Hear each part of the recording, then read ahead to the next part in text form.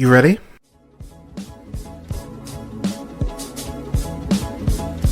You're listening to the Real Pineapple Podcast Network.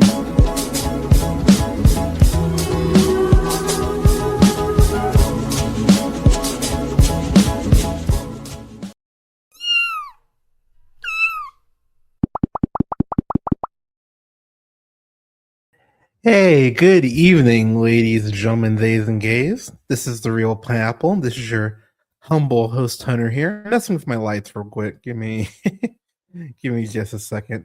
I know, buddy. There we go. Hi, Milo. Yeah, Milo's here jumping at me. Hope you guys are having a good. What up, Marley? What up, Josh? Hope you guys are having a good night. I actually like the sliding. Yeah, that's nice. Yeah, we'll stick with this. Yeah, but Happy New Year, y'all. Happy 2026. I hope the year is starting off all right for y'all. I'm just getting over. So I've been like not sick. Oh my god, Josh, shut up. All right. I like The Office. And plus, like it's a two-bedroom for a reason, man. Like I don't have like you can see all this shit on my walls. Like this is not an empty room. But regardless, um I had a rough year last year. I had a really rough year, but I've been off the last couple days. I've been watching some stuff. I'm going to be doing my best of and worst of. I'm gonna say February 5th and 6th is what we're looking at. I think the week before that, what I'm going to do is what I kind of did as Milo falls into this bag. Similar to what I did. I want to say I did last year, it might have been the year prior. But basically, I'm gonna go ahead. I'm gonna do a honorable mentions podcast. I don't think I'm gonna do dishonorable mentions. I think there will be enough bad shit that I'll be able to cover it in just the one initial worst of podcasts. But I do want to highlight some stuff that's just not gonna make my list. Which sucks because I always feel shitty about watching stuff that I really enjoy and just not finding a spot for on a top 10, which I mean what a first world problem to have. But I really do want to highlight some stuff that I saw this year that just isn't going to make the list, like Superman, for example. When I did my initial top 10 list, and my first draft, I was like, oh, I had it like at number 8, number 7. And a couple things that I've seen recently that I haven't even reviewed yet knocked it out of its spot. So I will be doing multiple revisions of the list because I still need to see one battle after another. I still need to watch Weapons. There's still quite a few things I want to be able to watch before I lock down a list. But that first week of February is typically when I do it. So that's what I'm kind of looking for as far as timeline. Stranger Things season 5. Dude, I do this every year. I literally every year do my best stuff because I want to be able to have time to watch everything. So yeah. Feel free, yeah. So that's great for you, Josh. I'm happy for you that you got to watch that stuff. Some of us don't have all that much time, brother. So, but one battle after another is shit. Interesting. That's what Marley says. It's very funny too that Josh. I mean, Josh is just trolling because that's what Josh is at this point. But it is funny that, yeah, dude, I do this every year. Every year, I do my best stuff and worst stuff in February. Because I'm able to kind of do a 1-2 combo of kind of ending the year in February. Plus, dude, the Oscars aren't until like March anyway, so it really doesn't matter. I can wait till fucking February. But yeah, no, I'm gonna do a Black History Month showcase again this year. I keep saying I want to review Malcolm X. I'm gonna review Malcolm X this year. That is happening. I'm reviewing Malcolm X this year. So yeah, man. But yeah, I'm excited to bring best of and worst of. By then the Oscar picture will kind of, because I think the Oscars in March this year. I think they're in April last year, but I'm pretty sure they're in March this year. But it'll be interesting to see kind of what starts getting buzz and what have you. Like Sinners feels like it could really be um it could really be a big contender this year. Um, oh, yeah, yeah. So, I'll ask you that, Marley, since Josh is actually asking a genuine question. Yeah, why do you hate one battle after another? Because most of the people I've talked to have really enjoyed it and have it very high on their list. I have talked to other people that say that the way that I don't know anything about it. I just know that people have had some issues with the way some of the people of color characters are portrayed in the film. So I'm curious to watch it because yeah, that's one of those movies that I'm hearing a lot of people, hype praise on. So um that could be my what was the movie last year? That could be my brutalist though. Like there's always every year there's an Oscar movie that people just seem to fucking love, and I'm like, it's fine. That's kind of how I was with Oppenheimer. I think Oppenheimer's really good. Like it uh these Josh, you know what, man? I mean, it does happen. It's rare, but it does happen. I don't know, man. Coogler, I don't know, man. Coogler has a shot. What about one after another won't make your list. Okay. But yeah, that's how I felt with the Brutalist. That's how I felt with something like Oppenheimer. I thought the Brutalist was really good. I think it's way too goddamn long. It could have been easily 30 minutes shorter. And yeah, I think Oppenheimer, I think the way just it does handle Emily Blunt and Florence Pugh's characters, it's amazing. You have two of the best actresses in the game, and it feels like there's zero story between them outside of being reactionary to Oppenheimer, which really did bother me. It's kind of one of the same issues I have with Killers of the Flower Moon with Lily Gladstone, I believe. Her performance, I think that cost her the Oscar. I said it when Emma Stone won for Poor Things, and I stand by it. I think switching the focus from her character to Leo's character, I think damages the film. I think if it's told from her point of view and she's the narrator, I think the film is stronger overall. So, but I Lily got Gladstone, yeah. But yeah, I might be doing my own Oscar show, man. So I make no promises, but I actually might be at an Oscar party that night, but I'll let you know. We'll see. um, but yeah, Oscars will be interesting this year. It always is. It's going to be weird that they're going to be on YouTube in a couple of years. I think 2027 is when they're going to start being on YouTube. Which, what's the point? but anyways, but yeah, y'all. Dude, I went to I'll party every now and then. But yeah, we'll see. But here, let me take a sip here. Huh. Mm. That's the stuff. All right, Marley, I'm looking forward to your top 10. Um, yeah, and that's the other thing too. Like because I've had 2029, thank you, on YouTube. I've had people ask, like, yeah, why do you do top 10, in the like in February?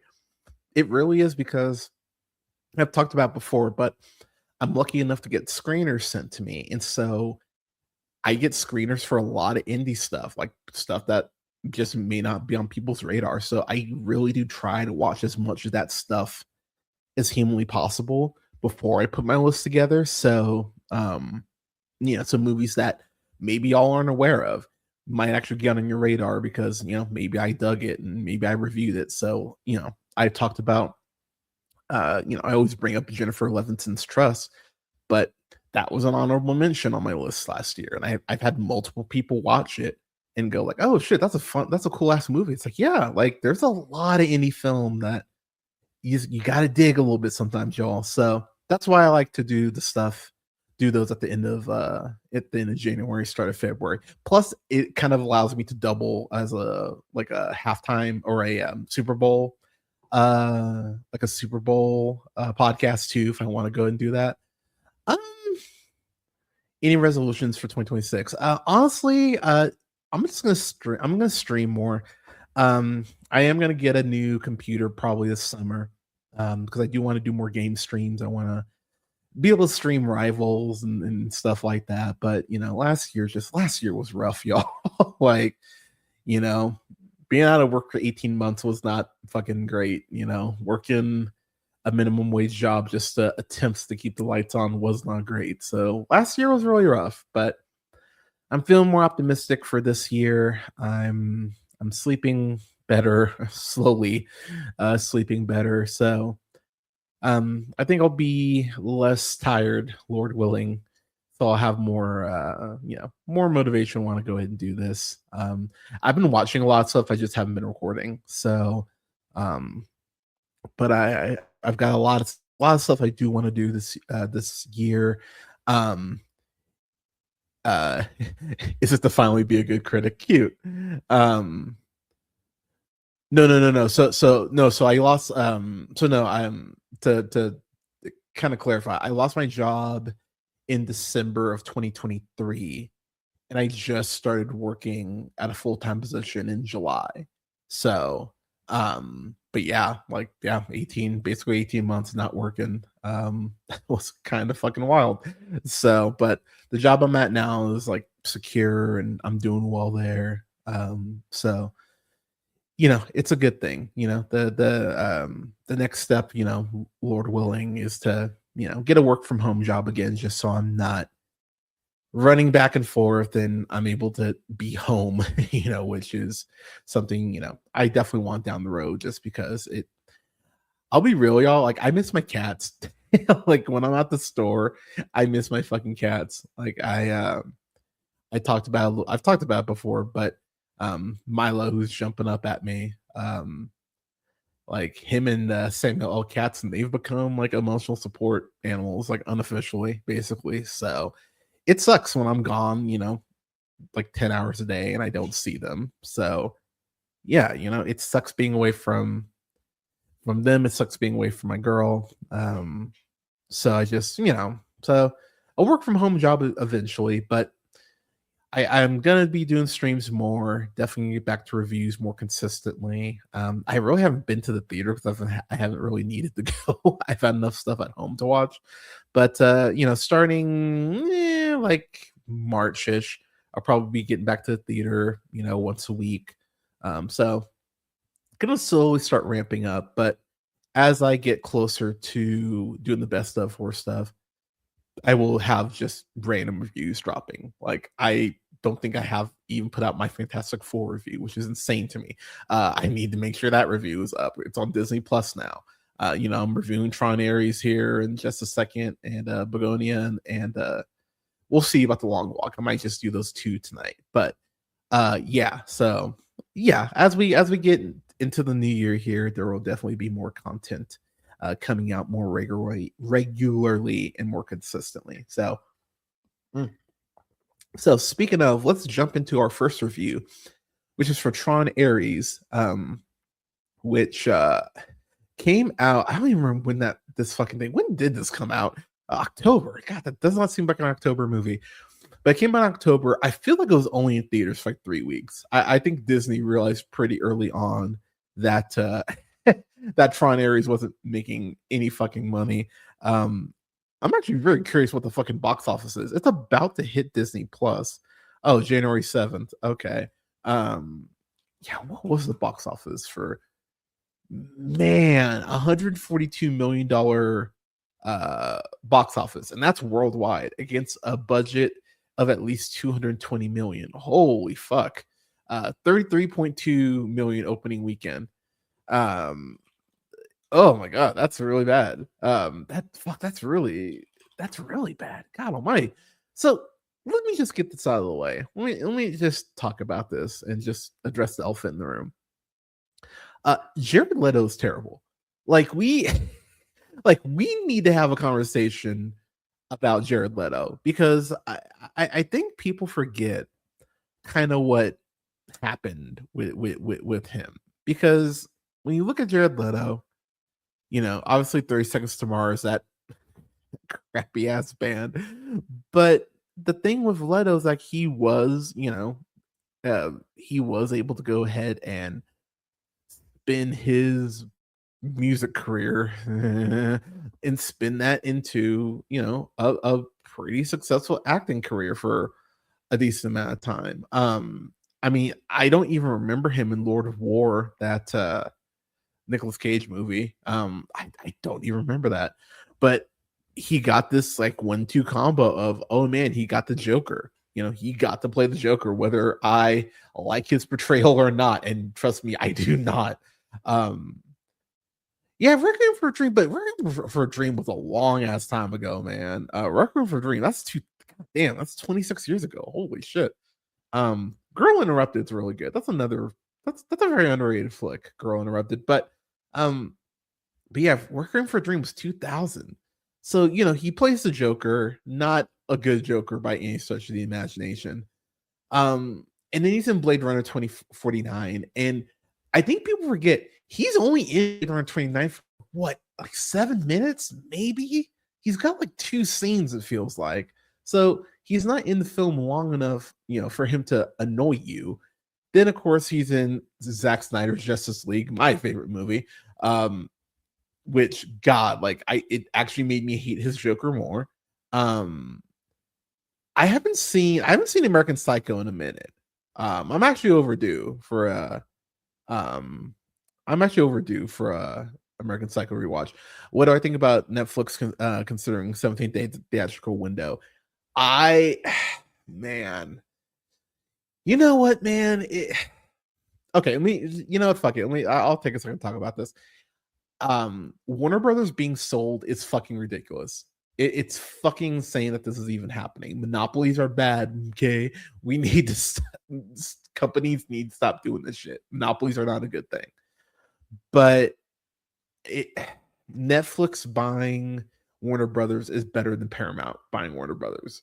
So if it has to be one of the two, I mean, hopefully this shit just gets blocked. I mean, I know it won't because, what is getting blocked these days, but hopefully this shit gets blocked and Warner Brothers stays its own company. That's what should happen. But yeah, that's what I think about that. Yeah, Fight Club, again, but again, man, Fight Club was, how long ago was Fight Club? Fight Club was 99. Like it's been a while since it's been a while since he's been in something like good that he's the reason it's good. House of Gucci is a hilarious movie. It's not meant to be that funny. His portrayal is actually pretty fucking offensive. Morbius, don't even get me fucking started.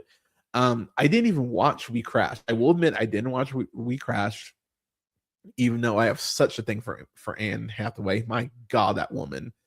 Yeah, I know Warner Brothers wants to sell. It's stupid. It's really fucking dumb. Netflix is a better option. Like, I would prefer there be no option, but Netflix is the better option. I never watched We Crash. It feels like that just came and went, which, to be real, that's kind of the story on a lot of stuff on Apple TV. It seems like it exists in this weird vortex where I know 2 people have watched it. But yeah, Jared Leto, he's been bad for a minute, and he got a lot of goodwill off that Oscar. I mean, obviously, Dallas Buyers Club in 2013. That was 12 years ago. Like, it's been not great since then. And the thing about this movie in particular, with Jared Leto playing Aries, it's so interesting how Jared Leto doesn't feel like a person. Like so in theory, he kind of has, man, how do I put this? He kind of has like not a Richard Brand, a Russell Brand thing to him, where I mean, hopefully not in every way, but then again, actually, wasn't Jared Leto accused of shit? Oh yeah, he was accused of shit. Yeah, that's right. Ooh, yeah. So maybe him and Russell Brand are more alike than we think. But he has this aura of just creep to him in this movie. And I know part of it is supposed to be like the whole, well, it's AI, it's learning to interact with our world, but it doesn't even really come across like that. I'm gonna tell Jared Leto on you. That's fine. You would be a snitch, but but it's such a weird relationship that the movie plays with Jared Leto's Aries, and then I'm blanking on Greta Lee's character's name, uh, uh, Eve Kim. So the plot, as it were, goes ahead and we follow two companies that are basically in an arms race, but think AI. It's Incom versus Dillinger. Doesn't really matter who runs which company because what the fuck ever. But oh yeah, Dillinger is ran by uh, Jillian Anderson, who plays Elizabeth Dillinger, and then Julian Dillinger, who's played by Evan Peters, who of course you know from the X-Men films, playing Quicksilver. He keeps working with Ryan Murphy, Lord knows why. That guy. And I will say he's at least kind of having fun with being like a tech douche. Like it's very funny how movies more and more are just basically telling Elon Musk to go fuck himself. Um, that's my favorite. That's one of my favorite bits about watching the new Naked Gun film. How Danny Houston is clearly playing Elon Musk, like even down the shitty looking car, and it's just the movie is not subtle about it. Neither is this film subtle, but it's very gross when you think about how Disney is completely backing AI, and it's like, no, like AI is great. Why are you guys concerned? You're gonna be able to use AI to create your own Disney content soon. Which Disney? I mean, surprising, no. Stupid as fuck, yes. So this movie, admittedly coming out from Disney, is it's very much an eye roll. Um, I'm trying to think if there's anything about this movie I liked. Like, I know, obviously, the score, obviously, like obviously the score is going to be, uh, is going to be what people are like the most excited about. But goddamn, like that's the same thing with the last one. And, like I'm done grading these things on a fucking curve. Like they should be better films. And I mean, this was never something that really needed to exist, and that's the other thing about it. Yeah, we get a new awesome fucking score, but this movie doesn't need the score to exist. I mean, it's real like the movie needs to score more than the score needs its film. Um, I do think, oh, what's her name? So there is like another. Okay, oh yeah, I should get back to the plot again. Plot. Pardon me. Um, Basically there's this super special thing that this MacGuffin, it doesn't fucking matter, that Dillinger wants to steal. Gully's Eve Kim's best friend who died went ahead and created said thing. And so Dillinger goes ahead and uses Aries, basically go ahead and hack into her computer to steal this thing. And then that leads to Aries becoming real, coming to the real world. Oh god, I'm making myself like, even as I'm saying this out loud, it's like, god, this is stupid. Mm. I would I'd be lying if I said that I wasn't at least happy to see Greta Lee. I mean, have you seen Greta Lee? But as dumb as the script is, and it is stupid, it is dumb as hell. She's trying so much harder than she should be. Same thing for Jodie Turner Smith. They are giving more respect to this very derp material than they really should be. But Jared Leto feels like he's playing it. It feels almost like a parody of someone playing this seriously. That's kind of the best way I can put it, and that's actually quite fitting because I think I'm at the point where I consider Jared Leto a parody of an actor, because he's so bad at it, and I don't understand. Like I just don't think he cares at the end of the day. But also, people keep giving him money. I don't know what Jared Leto's salary was for this. Lord knows it was probably at least 10 million.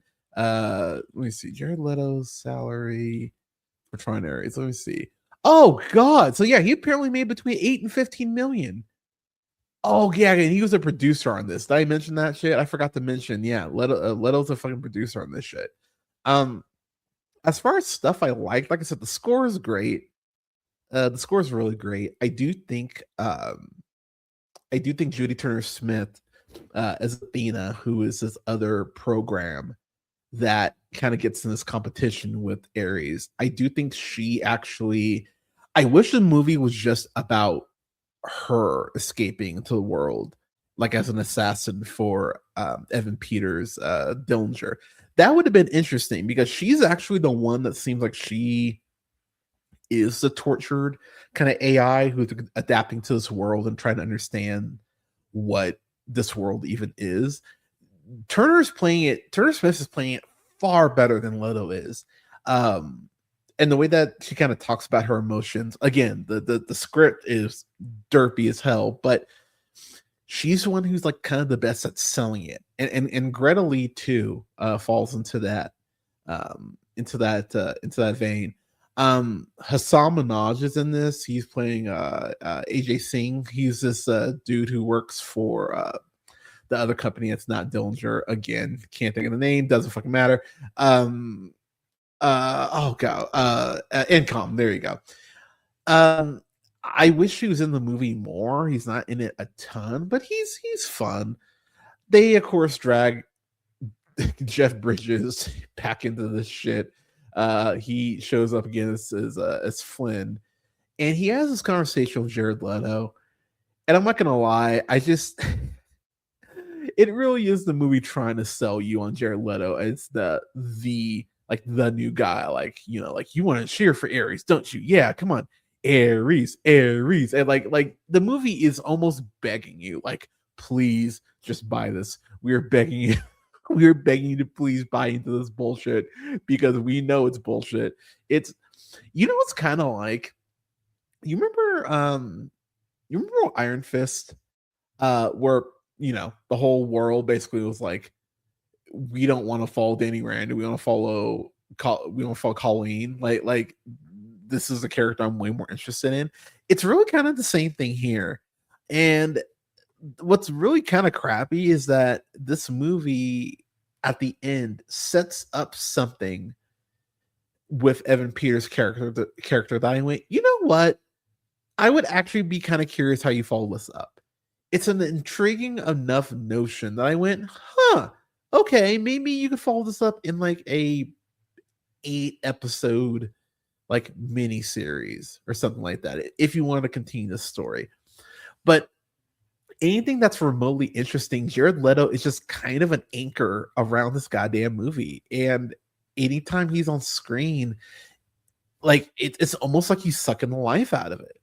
Even when he's at like Evan Peters, who again is hamming us up like a motherfucker, even when he's basically saying, you're the program, I'm the human, you're the program, you answer to me, mwahaha. Yeah, like Leto, him being tortured and starting to maybe think for himself just feels so flat. And yeah, even when he's like, even for the action stuff, which I mean, I think visually there's some stuff that like I was high as hell when I watched this. Like let me be let me be clear. But even like stoned as hell, I was sitting there watching, going, like yeah, this just kind of like it's like I've played more exciting I've had more exciting fights in fucking Ghost Runner than than than the action scenes in this movie. I will say that when there's a point where there's some stuff that Dillinger brings to the real world is in terms of kind of like robot looking things that I think the way it blends in with the real world is pretty well done. But that's kind of where my compliments stop. This is just this. I wish there was someone who really like gave a fuck who was doing this. The director, watch him, Roning, I think is how you say it. He directed. Ooh, he directed Pirates of the Caribbean, Dead Men Tell No Tales, not a great movie. Maleficent, Mistress of Evil. Okay. Um, yeah, I directed a couple episodes of that show, Marco Polo. So, I mean, he's done a few things, and then who wrote this? The screenplay was written by Jesse Wugatow. I'm gonna go with. Um, Oh, he was a producer on Daredevil Born Again. Well, goddamn, he's not a writer. Holy shit. I think we can agree. Jillian Anderson's really hot. Yeah, she can still get it. Um, it's such a weird movie though, because I think there are people in it who are playing the shit the way it kind of reads, and then there are people like Jared Leto who feel like they're almost too good for it. And let me be clear. You know what it feels like? You remember like the last couple seasons of Arrow where you kind of tell Stephen Amell was like just over the shit. Like, I want to move, I don't want to play Oliver Queen anymore. I want to, I want to be a movie star. And that's kind of what this feels like. Like Jared Leto almost feels like he's above this material, but he's not above this material. He's lucky to be in Tron Aries. let me be fucking clear. But this is just a movie that there's no reason for it to really exist. Like, I don't even really hate it, but I hate that Jared Leto's in it, because I think if you replace Leto with like Timothy Oliphant, because I always bring up this movie, not even really always bring up this movie, but that movie I Am Number Four. Y'all remember that movie? It's him and I'm blanking on the girl's name. I was about to say Willa Ford. That's not right, um but yeah, Timothy Olyphant's in this like kind of like kind of like this, kind of teen kind of like the stuff like in that Twilight kind of vein, but it's like a teenage sci-fi movie. Anyways, Olyphant's pretty damn good in it. And as you're watching it, you're like, Oliphant could have really phoned this shit in and like not given a fuck. But Oliphant's like, nah, this is a job. I'm gonna do my damnedest. That's how it felt like Greta Lee was approaching this. That's how it felt like Jodie Turner Smith was approaching this. I think Evan Peters played this like the perfect amount of camp. I just think Jared Leto is just won't let this even be kind of like campy fun. Because one thing you can say about Tron Legacy, while it definitely has issues, it's by no means a fucking classic. I think Jarrett Headland, I think is quite charismaless. In a lot of shit, honestly. I still think about Pan and just shake my head. But I do remember at least being like I thought Jeff Bridges, because you definitely get more Jeff Bridges in that one. Um, Jeff Bridges in this shit, like it's a cameo basically. And then of course Olivia Wilde and fucking Leather, that always helps. But I remember just like there's an atmosphere to that, obviously helped tremendously by Daft Punk's score, that really does kind of help sell you on the movie a little bit. Even with the great score here, there just isn't enough acting wise, I think, for you to even get immersed in this. So I'm really kind of torn grade wise, because again, I don't really hate this, but I hate that Jared Leto won't let this be more than what I think it could be. So I'm gonna go D plus. Yeah, even a C sounds too like, because I think if you catch this on streaming at some point, like this will probably work for you. Like at least as just like a home watch. But if you'd pay to see this, even at like a $5 movie Tuesday, I mean, yeah, I don't think that's worth $5. Um, I know Dusk would want me to give it an F. I think a D plus is fair because there are a couple acting performances. Like I mentioned, I think Jodie Turner Smith is like as good as you can be in this, and I do think Greta Lee is actually pretty good in it. But some of the lines that Jared Leto is delivering to Greta Lee are like really like, you're like, you shouldn't be the one saying this. It's very like, it's very weird. There is this one line that Jodie Turner Smith delivers when she kills this one person. She actually kills someone in the real world, which I thought was actually pretty effective the way the scene goes down. But after she kills this person, she goes, we had to give 1,000 lives for the grid. You only had to give one. And the way she actually delivered that line, I went, you know what? Okay. That might be the best line delivery in the film, period. Yeah, I really like that. The movie the movie also tries to do this like hero moment where Aries like sheds the black costume he's wearing and then goes to like an all white costume, and it's supposed to be this like, yeah, Jared Leto, yeah, Aries, yeah moment. And I was just sitting there going, oh, fuck off. Like, fuck now, yeah, D. I got sorry, I just remember that moment. And that brings it down. D. I think a D is fair for this. D for dumb. Tron Aries. Goddamn. So yeah, I'm gonna give this a D. I think a D is fair for this because there are some good. Greta Lee and Jodie Turner-Smith are good, but yeah, I can't give it higher than that, regardless. So yeah, a D for Tron Aries. That might crack. I don't know if that'll make the worst stuff. That will be dishonorable mention though. I will tell you that because yeah, oof, not too good.